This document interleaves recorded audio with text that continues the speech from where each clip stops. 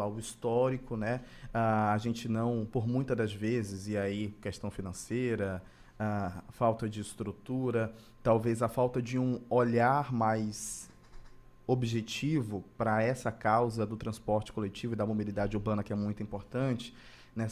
A gente pode pontuar aqui várias questões do porquê, historicamente, ao passo de, desde 1980 para cá, a gente teve várias questões aí para melhorar o transporte aqui em Manaus, e é sempre muito pontual essa melhoria, mas a prática, às vezes, com o passar do tempo, a gente observa que também se piora, principalmente porque não há uma atualização em todo esse sistema. Eu vou te dar o exemplo. Por favor. Quando, lá em 1980, quando aquele conceito de terminais de integração eles foram implantados 3 terminais. O terminal da Constantino Neri, o terminal da Cachoeirinha e o terminal central da Matriz.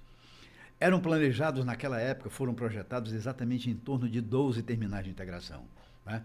Acontece que muitas vezes a continuidade, a sucessão da administração municipal, ela não deu essa continuidade com a velocidade que o sistema queria.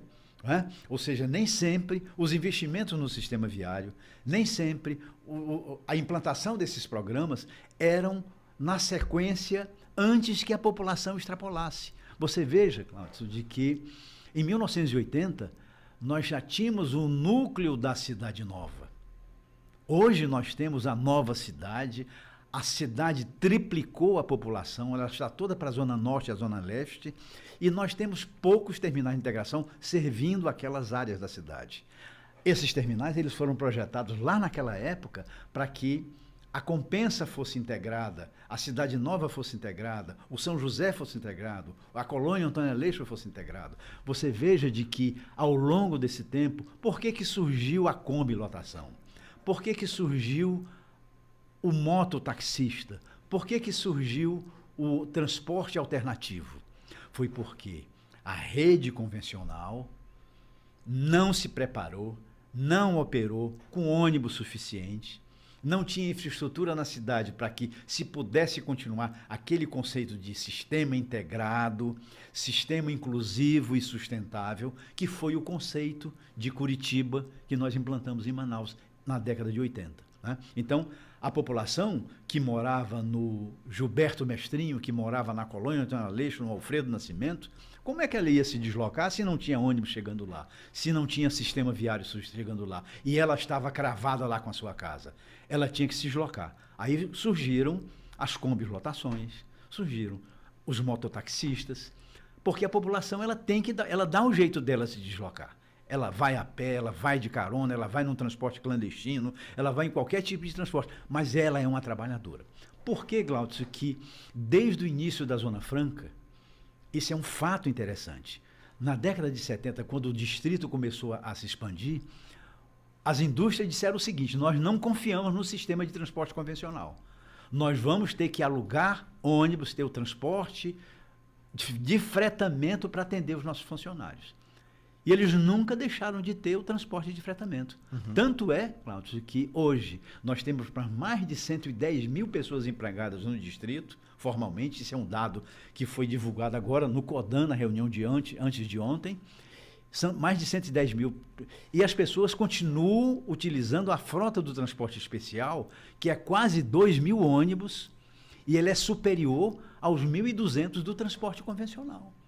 Ou seja, você veja de que a oferta no transporte especial ela é maior, qualitativa exageradamente melhor, mais seguro, mais confiante, né, para que sirva ao trabalhador do polo industrial.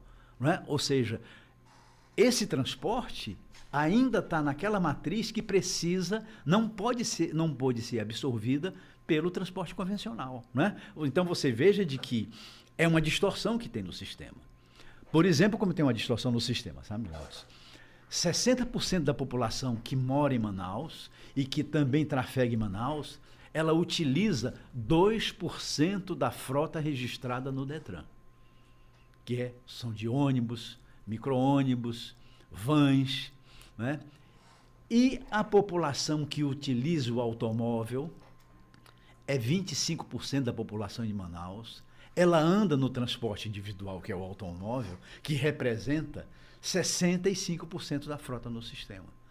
Então, essa distorção está aí.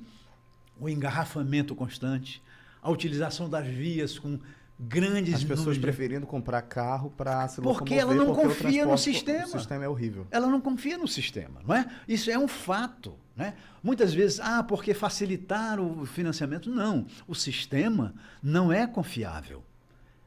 Nós não temos muita credibilidade para deixar o nosso carro em casa e ir no transporte público, porque nós vamos esperar mais de 1 hora na parada, nós vamos ter o ônibus sujo, nós vamos ter o ônibus sujeito ao assalto.